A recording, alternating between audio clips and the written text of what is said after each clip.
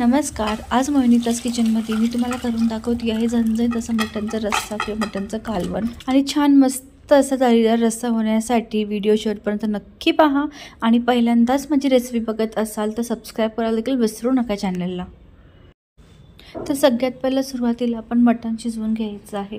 तर मटण शिजवण्यासाठी मी कुकरचा वापर करते आहे. तुम्ही हवं तर पातेल्यात सुद्धा शिजवून घेऊ शकता. त्यानंतर यामध्ये एक पळी तेल टाकून घ्यायचं. तेल छान गरम झालं की यामध्ये एक तेजपत्ता, एक तुकडा दालचिनीचा आणि 2 ते 3 काळी मिरी टाकून घ्यायची. त्यानंतर यामध्ये आता आपण बारीक चिरून घेतलेला कांदा टाकून घ्यायचा. तर मी साधारण एक मीडियम साईजचा कांदा वापरलेला आहे. आणि कांदा आपण थोडंसं सोनेरी होईपर्यंत किंवा हलकासा रंग बदली होईपर्यंत परतून घ्यायचा आहे. त्याचबरोबर मी यामध्ये एक मीडियम साईजचा टोमॅटो चिरून टाकला. हळद टाकायची आहे थोडी आणि तसंच यामध्ये मी एक छोटा चमचा पेस्ट घातलेली आहे अद्रक लसूणची. आणि 2-1 मिनिटासाठी आपण हे कांदा टोमॅटो छान परतून घ्यायचं. त्यानंतर आता मी यामध्ये स्वच्छ 2 ते 3 पाण्याने धुवून घेतलेलं मटण घेतलेलं आहे. तर मी साधारण 1 किलो मटण वापरलेलं आहे. तर मटणसुद्धा आपण मीडियम फ्लेमवरती छान परतून घ्यायचं. इथं मटण छान परतून घेतल्याच्या नंतर यामध्ये मी थोडंसं चवीनुसार मीठ टाकून घेतलं. आणि आता मटण शिजवण्यासाठी आपण तर गरम पाणी वापरायचं आहे. शक्यतो मटण करताना गरम पाण्याचाच वापर करा. तर साधारण इथं मी 1 ते 1.5 तांब्या किंवा साधारण 1 लिटरभर असं पाणी यामध्ये टाकून घेतलं. आणि कुकरचं झाकण लावून आपण ह्याच्या 4 ते 5 शिट्ट्या करून मटण छान असं मऊ शिजवून घ्यायचं. इथं मटण शिजेपर्यंत आपण एक वाटण करून घेऊ. तर वाटण करण्यासाठी इथं मी 2 ते 3 उभे चिरून घेतलेले कांदे घेतलेले आहेत. त्याचबरोबर एक छोटी वाटी इथं मी सुक्कं खोबरं घेतलेलं आहे. आणि 7 ते 8 लसणाच्या पाकळ्या, अर्धा इंच अद्रक इथं घ्यायचं. आणि 1 मूठ अशी इथं मी कोथिंबीर वापरलेली आहे. तुम्ही पुदिन्याचासुद्धा वापर इथं करू शकता. आता यामध्ये थोडंसं पाणी टाकायचं आणि ह्याची मिक्सरमधनं आपण पेस्ट करून घ्यायची. त्याचबरोबर ह्यामध्ये आपण टाकण्यासाठी टोमॅटोची सुद्धा पेस्ट करून घेणार आहोत. तर इथं मी साधारण 2 मीडियम साईजचे टोमॅटो घेतले आणि ह्याचीसुद्धा मिक्सरमधनं आपण पेस्ट करून घेऊ. तर इथं अशा पद्धतीने मी मिक्सरमध्ये एकदम बारीक अशी पेस्ट करून घेतलेली आहे वाटणाची. आणि टोमॅटोची सुद्धा इथं मी प्युरे करून घेतलेली आहेत. आता आपण रस्सा बनवायला घेऊ. तर सगळ्यात पहिले इथं मी गॅसवर अशी मोठी कढई तापत ठेवली.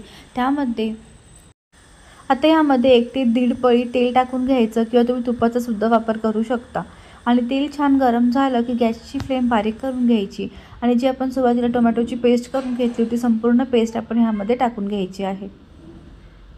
तुम्हाला जर का टोमॅटोची पेस्ट नसेल वापरायची तर तुम्ही डायरेक्टली बनवून घेतलेलं हिरवं वाटणसुद्धा वापरू शकता.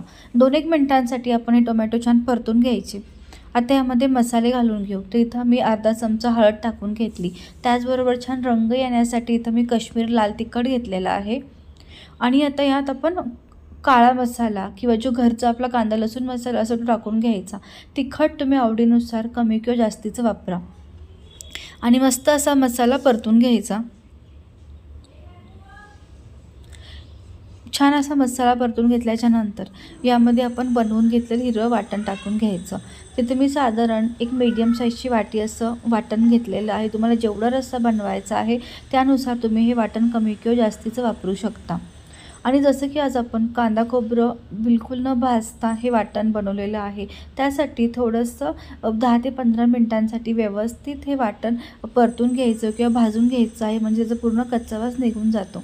आता यामध्ये चवीनुसार मी मीठ टाकून घेतलं आणि झाकण ठेवून आपण मस्त असा हा तेल सुटेपर्यंत किंवा तवंग त्याला छान येईपर्यंत मसाला परतून घ्यायचा. मसाला छान परतून घेतल्याच्या नंतर यामध्ये मी साधारण पाव चमचा असा गरम मसाला वापरलेला आहे. तुम्ही हवा तर चिकन मसाला किंवा मटन मसाला वापरू शकता. त्याचबरोबर थोडीशी इथं मी कसुरी मेथी घालती आहे. कसुरी मेथीमुळं खूप छान असा फ्लेवर येतो रश्श्याला. तुम्ही ते बघू शकता मस्त असं तेल सुटलेलं आहे मसाल्याला. म्हणजे अगदी परफेक्ट असं हे आपलं वाटण किंवा हा मसाला परतलेला आहे. आता यामध्ये आपण शिजवून घेतलेलं मटण आणि मटणचं सूप टाकून घ्यायचं. सूप जर का थोडं कमी असेल तर तुम्ही यामध्ये पाण्याची कन्सिस्टन्सी ॲडजस्ट करू शकता. तुम्ही यामध्ये थोडंसं पाणीसुद्धा वरून टाकून ते उकळून घेऊ शकता. तर पण पाणी वापरत असताना शक्यतो गरम पाण्याचाच वापर करा. आता गॅसची फ्लेम इथं मीडियम ठेवायची. त्यानंतर 10 मिनिटांसाठी छान उकळी येईपर्यंत आपण हा रस्सा शिजवून घ्यायचा. तुम्ही ते बघू शकता किती छान तवंग आलेला आहे भाजीला आणि बिलकुलही खूप जास्त तेलाचा वापर न करता जर आपण परफेक्ट असा मसाला भाजून घेतला तर व्यवस्थित असा तवंग येतो भाजीला.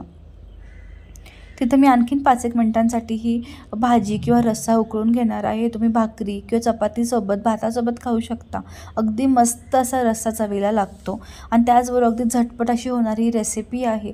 तुम्ही जर का वाटण आदल्या दिवशी बनवून ठेवलं किंवा आधीच बनवून ठेवलं तरीही ते फ्रीजमध्ये 7 ते 8 दिवस आरामात तुम्ही ते वापरू शकता जेव्हा लागेल तसं. आणि जर तुम्हाला आजची रेसिपी आवडली असेल तर शेअर लाईक करायला विसरू नका. नवीन असाल तर सबस्क्राईब करून घ्या चॅनेलला. पुन्हा भेटू आणखीन एका अशाच नवीन रेसिपीसह. तोपर्यंत मस्त खा आणि खुश राहा. थँक्यू.